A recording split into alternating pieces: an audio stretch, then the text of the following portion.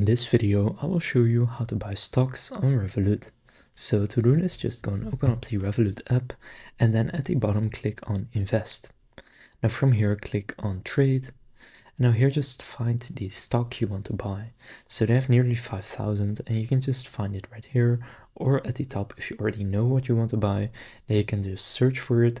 Or what you can also do is use advanced search and filter by sector, market cap, and other filters that you can see right here. Now, for example, I'll go by mega cap, and let's say I want to invest in Tesla, then I can click Tesla right here, and then click on buy. Now here just choose how much you want to buy. For example, I'll do $1.50, and then you can click review. And now you can see your order will be executed at the best available price when the market opens again, and your first trade will be commission free. So then just gonna click submit. And now your order has been created, so now just wait for it to execute, and you can see it happens when market opens. So basically now when the market opens, I will have bought that stock. So now you know how to buy stocks on Revolut. If this video was helpful, please consider leaving a like and subscribing to my channel.